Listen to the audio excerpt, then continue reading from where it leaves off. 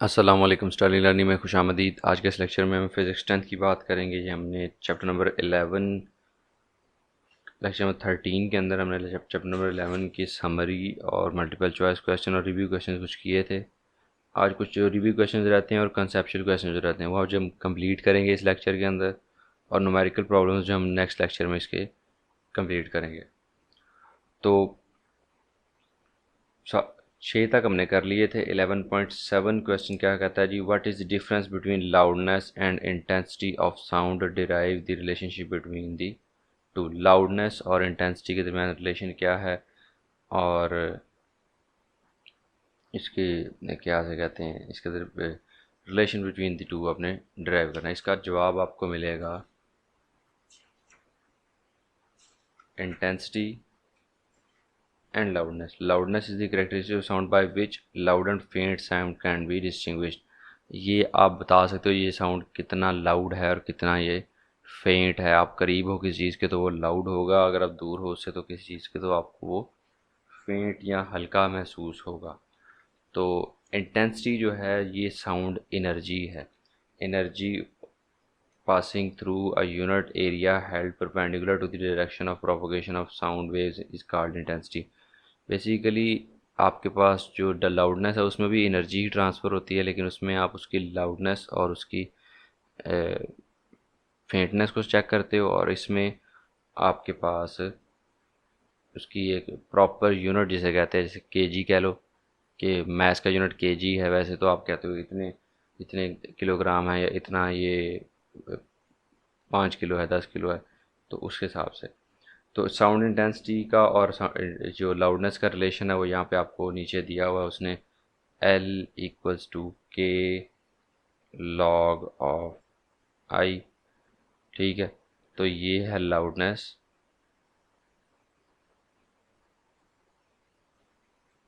और ये है इंटेंसिटी। मतलब इंटेंसिटी की हम अगर लॉग ले लें तो वो आपके पास लाउडनेस के बराबर बनता है। ये जनरल रिलेशन है। उसके बाद अगर आगे चलते जाएं तो फिर वो इंटेंसिटी लेवल बन जाता है। Difference between loudness L of an unknown sound and loudness L not is called the intensity level.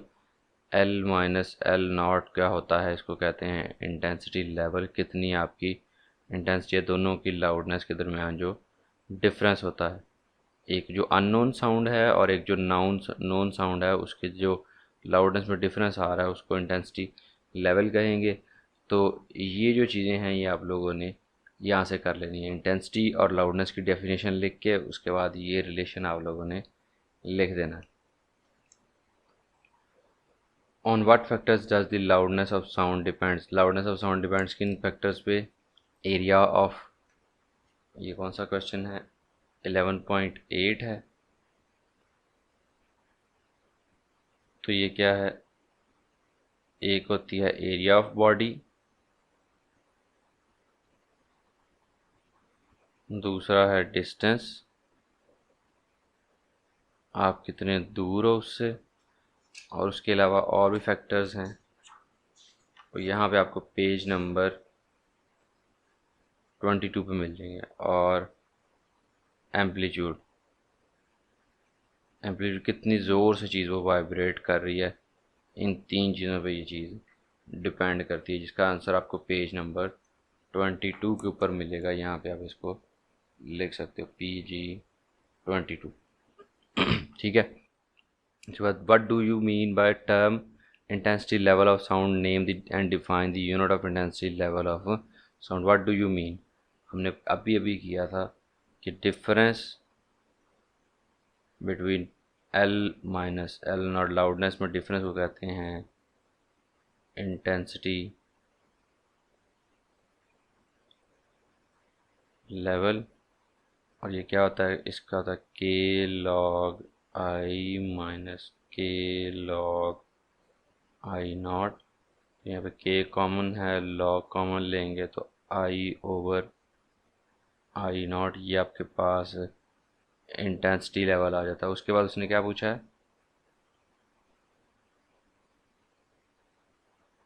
Intensity level, इसका जो नॉर्मल यूनिट है वो है बेल।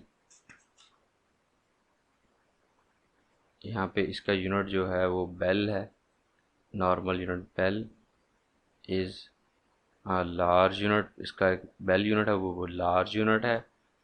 तो अगर हम कि यहाँ पे ख़त्म हो जाता कि वन आ जाता तो L log I over I not, इसको बेल बोलते हैं। अगर हम इसको बेल को डीबी में कन्वर्ट कर लें, well bel is equal to 10 dB, तो ये इसको इंटेंसिटी लेवल या डीबी लेवल कहते हैं। उसका फार्मूला आपके पास 10 log I over I naught के बराबर होता है।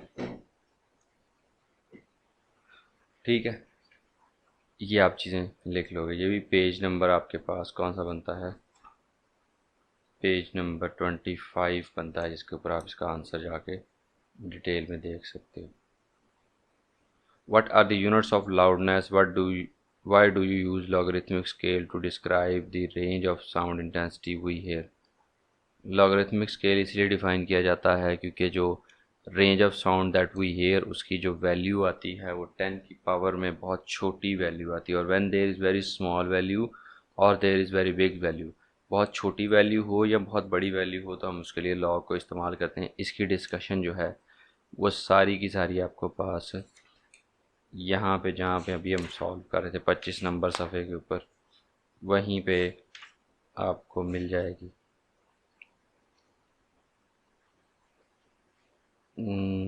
लॉग स्केल हम किस लिए इस्तेमाल करते हैं,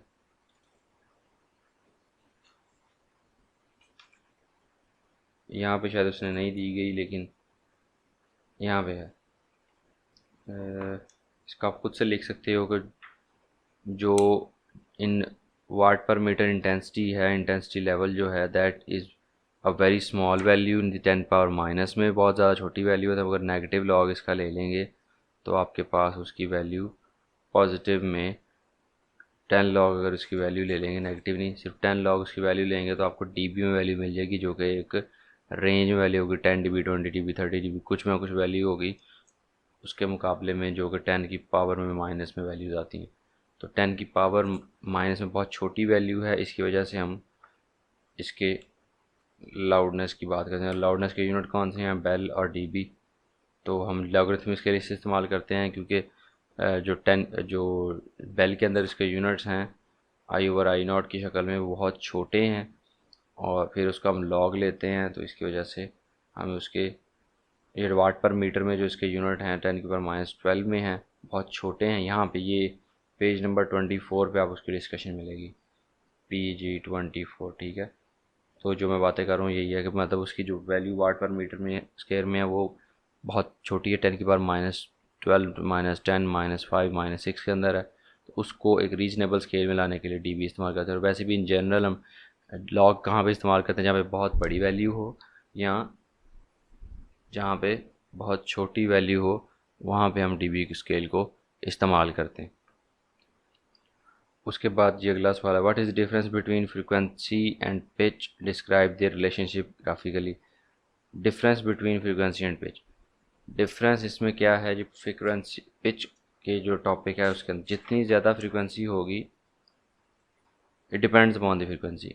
pitch is the characteristic sound by which we can distinguish between a shrill and a grave sound. एक बारीक और एक मोटी आवाज़ में जो फ़र्क पता चलता है वो पिच से पता चलता है। जैसे कि मेरी आवाज़ एक ग्रेव साउंड है, लो पिच है। हाई पिच होती है तो तेज़ कानों में तेज़ी से लगती है, जैसे बच्चों की आवाज़ लगती है। A higher pitch means higher frequency and vice versa. The frequency of the voice of ladies and children is higher than the men. तो फ्रीक्वेंसी जितनी ज़्यादा होगी उतनी ज़्यादा पिच होगी। ये आपको पेज नंबर 23 के ऊपर इसका सारा आपको आंसर मिल जाएगा। ग्राफिकली जो रिलेशन है वो यहाँ पे आपके पास फिगर 11.8 जो आपको नज़र आ रही है, इसमें एक लो पिच है उसकी ज़्यादा फ्रीक्वेंसी है, और एक हाई पिच है उसकी उसकी लो फ्रीक्वेंसी है लो पिच की, और हाई पिच है उसकी फ्रीक्वेंसी भी उसी लिहाज से ज़्यादा। Number of waves in that slot, उसमें कितनी है, 1 2 ढाई, और इसमें कितनी है, 1 2 3 4 वेव्स हैं, तो उससे ज़्यादा वेव्स हैं। तो ये आपको पेज नंबर 23 के ऊपर इसका आंसर मिल जाएगा, वहाँ पे ग्राफिकली भी इसका आंसर आपको मिल जाएगा। Describe the effect of change in amplitude on loudness and effect of changes in frequency on pitch of sound. Amplitude के बढ़ने से लाउडनेस बढ़ती है, एम्पलीट्यूड के कम होने से लाउडनेस कम होती है, और फ्रीक्वेंसी के बढ़ने से पिच बढ़ती है और फ्रीक्वेंसी के कम होने से पिच कम होती है। यहाँ पे आपको एम्पलीट्यूड ऑफ वाइब्रेटिंग बॉडी और पिच के अंदर ही आपको मिल जाएगा 22 और 23 के ऊपर, page 22 and 23। If the pitch of sound is increase what are the changes in the following. कहता है पिच बढ़ जाए तो किस किस चीज़ में क्या तब्दीली आएगी, फ्रीक्वेंसी के अंदर क्या तब्दीली आएगी, इसको ज़रा लिख के कर लेते हैं। 11.13 पिच जो है वो हमारी क्या हो रही है, इंक्रीज़ कर रही है। जब पिच इंक्रीज़ करेगी तो फ्रीक्वेंसी क्या करेगी, because pitch depends on frequency, frequency increase करेगी। दी वेवलेंथ पे क्या फ़र्क पड़ेगा और वेव वेलोसिटी पे क्या फ़र्क पड़ेगा। इन दोनों में से एक चीज़ को अगर कांस्टेंट रखते हैं तो दूसरी चेंज होगी। फॉर एग्जांपल मैं वेलोसिटी को कांस्टेंट रखता हूँ, क्योंकि एक मीडियम के अंदर जो वेलोसिटी है साउंड की वो कांस्टेंट रहती है।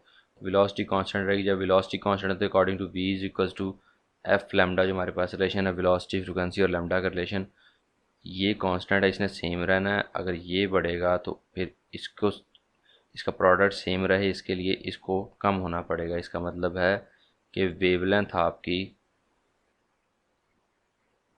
कम होगी। ठीक है, इसकी मिसाल ले लें, अगर v आपके पास 10 आ रहा है और यहाँ पे 5 था और यहाँ पे 2 था, यहाँ पे 5 था, अब ये बढ़ना शुरू हो गया, ये 3 3.5 चला गया तो ये 5 से नीचे आएगा। अगर ये 5 ही रहेगा 3 3.5 मतलब 15 हो जाएगा। तो हमें 10 आंसर क्या चाहिए था, 10 चाहिए था, इसलिए इसको कम होना पड़ेगा। The amplitude of the wave, amplitude of the wave और पिच का कोई रिलेशन नहीं है।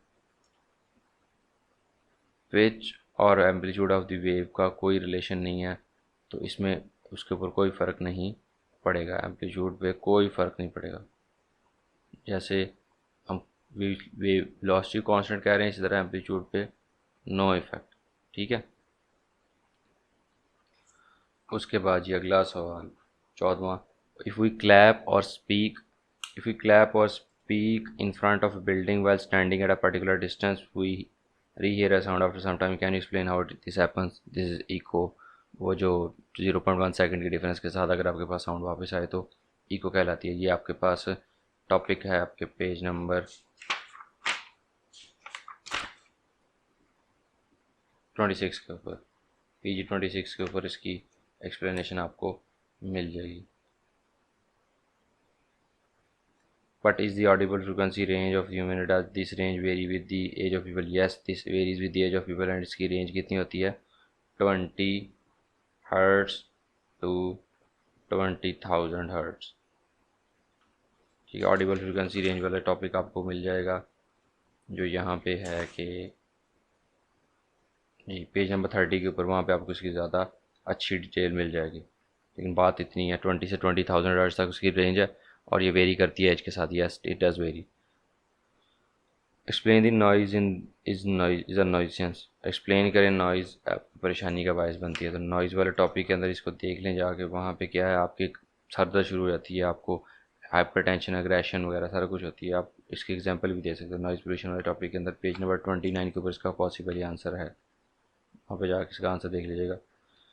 Describe the importance of acoustic protection. Importance of acoustic protection, technique और मेथड यूज हुई है। उसके पहले अकूस्टिक प्रोटेक्शन लिखनी है और फिर उसके बाद आपने इसके अंदर लिखना है कि हमें कहीं पे ज़रूरत होती है ज़्यादा, कहीं पे कम होती है। हमने कहीं पे हाल में अगर बयान कर रहे हैं तो वहाँ पे लोगों को ज़्यादा आवाज़ सुननी चाहिए, तो रिफ्लेक्शन चाहिए।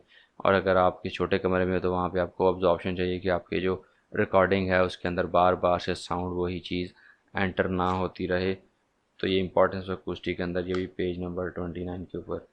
What are the use of ultrasound in medicine. Medicine के अंदर यूज़ मैंने पहले भी आपको बताया था कितने थे, 4 से 5 यूज़ थे इसके अंदर से। यूज़ ऑफ अल्ट्रासाउंड के जो हैं उसमें से आप इसको निकाल कर लिख लेने हैं आपने 31 पेज पे, जो आपके मेडिकल वाले हैं, जैसे उसका डायग्नोस्टिक के लिए और फिर ब्रेकेज के लिए और ब्रेन ट्यूमर के लिए, और बहुत सारे इसके यूज़ हैं। Conceptual questions. ये क्वेश्चंस इंपॉर्टेंट होते हैं, ये भी पेपर में आ जाते हैं और ये आपके कॉन्सेप्ट्स को चेक करता है। इसका नाम ही कंसेप्चुअल क्वेश्चंस है और वो इसमें वाकईतन आपके कॉन्सेप्ट्स को चेक किया जाता है कि आपके कॉन्सेप्ट कितने हैं। और कहता है टिन कैन है, उसको स्ट्रिंग के साथ अटैच किया हुआ है, तो उसकी अगर हम उससे हम बात करें तो वो एयर से ज़्यादा बेहतर है। क्यों? क्योंकि जो टिन कैन में जो स्ट्रिंग है, स्ट्रिंग के अंदर string is a solid, string is solid medium, speed of sound greater than in solids,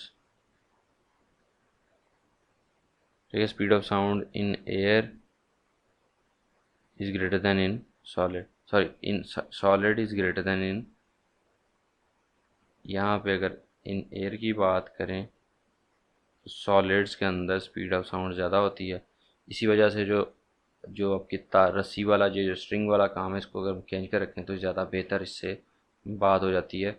इससे आवाज़ हल्की सी भी हो तो वो जल्दी पहुंच जाती है और इसमें क्या से कहते हैं, जो लॉस ऑफ एनर्जी है वो भी कम होती है।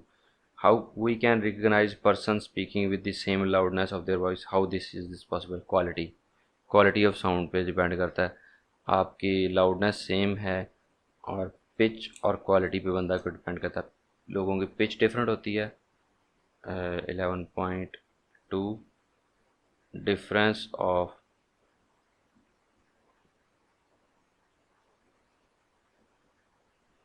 पिच एंड क्वालिटी, पिच और क्वालिटी पे आपको पता चलता है। क्वालिटी भी कुछ लोगों की, जैसे वो आपको पता है क्वालिटी क्या होती है कि वेव की शेप ही डिफरेंट हो जाती है, उसकी वजह से साउंड एक डिफरेंट प्रोड्यूस होता है। How can you can listen to your friend round a corner but you can not watch him her why, क्योंकि रिफ्लेक्शन ऑफ साउंड होती है। इस नुक्कर से इधर खड़ा है आपका दोस्त, इधर आप खड़े हो, यहाँ से बोलता है, यहाँ पे भी दीवार कली है, यहाँ से वो बोलता है, यहाँ से टकरा के आवाज़, यहाँ से टकरा के, यहाँ से टकरा के आप तक पहुँच जाएगी, लेकिन आप उसको देख नहीं रहे। तो इसको कहते हैं रिफ्लेक्शन ऑफ साउंड के ज़रिए से ये पॉसिबल है। ये 11.3 का था। 11.4 क्या कह रहा है जी आपके पास? Why must the volume of stereo in a room with wall to wall carpet be tuned higher than a room with a modern floor? Stereo in a room with wall-to-wall carpet to be tuned higher than room with a wooden floor. Carpet is an absorbent. Carpet जो है वो sound absorbent है, ज़्यादा sound absorbent है। So for so इसके लिए sound level ज़्यादा होना चाहिए क्योंकि उसको अब्जॉर्ब कर लेगा। इसकी प्रॉपर क्वेश्चन ये होगा, because this carpet is more sound absorbent, so it will absorb this sound more than the wooden floor. That is why we need higher volume so that the sound reaches to everybody before it is absorbed completely. ठीक है। 11.5 a student says that two terms speed and frequency of the wave refer the something. What is your purpose? What is your response? Student says the two terms speed and frequency of the wave refer to same thing. So yes, speed and frequency, v is equals to f lambda। Speed से भी और frequency से भी, frequency के अंदर change होगा तो speed के अंदर चेंज होगा, स्पीड के अंदर चेंज होगा तो फ्रिक्वेंसी के अंदर चेंज होगा। स्टूडेंट से दो टर्म स्पीड और फ्रिक्वेंसी एक ही चीज़ है, लेकिन ये एक चीज़ नहीं है। v and is equals to F lambda. इनकी तरह मैं रिलेशन आपको बताऊंगा। आप रिलेशन लिखोगे v is equals to F lambda और फिर बताओगे velocity is different and frequency is different. Two peoples are listening to the same music at the same distance, they disagree on its loudness. अब एक ही music को दोनों बंदे एक distance पे सुन रहे हैं तो वो कहते हैं इनके लाउडनेस में डिफरेंस है। इसकी अपनी बंदे की पर्सनल हेल्थ पे, पर्सनल ईयर की कंडीशन के ऊपर ये डिपेंड करता है। सो इसलिए कह देंगे इसको पर्सनल हेल्थ के ऊपर कह देंगे। Is there any difference between echo and reflection of sound? Explain. Echo जो है, रिफ्लेक्शन ऑफ साउंड जो है और इको जो है, ये तकरीबन मिलती जुलती चीज़ें हैं। इसमें अगर आपको डिटेल चाहिए तो आपको मिलेगी reflection and eco of sound. When sound incident on surface of a medium, it bounces back in first medium. This phenomena is called echo or reflection of sound. There is not much difference. Reflection is always there, but you hear echo when there is a difference of 0.1 second. ठीक है, simple words में ये इसका answer लिख सकते हो. The reflection is always there, but the echo is heard when the reflection comes back to you after 0.1 second, at least after 0.1 second. Will two separate 50 dB sounds together constitute a 100 dB sound? Will two 50 dB sounds, इसमें log के अंदर dBs को आप add कर सकते हो, तो शायद ये इसका आंसर आपने कंफर्म कर लेना है. साउंड लेवल के अंदर आपको मिलेगा स्पीड ऑफ साउंड और इम्पोर्टेंस ऑफ एक्यूस्टिक्स और अल्ट्रासाउंड.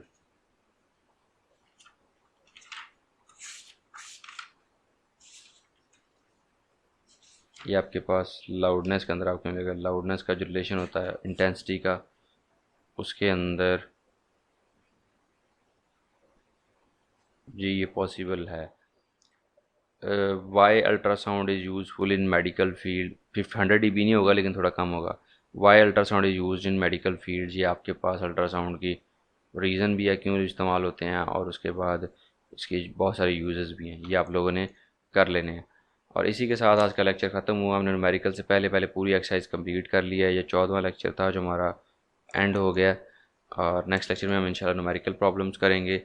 और दुआ में हमेशा की तरह दुआ में याद रखिएगा, अपना ख्याल रखिएगा. अल्लाह हाफिज़ और अल्लाह आपका निगहबान.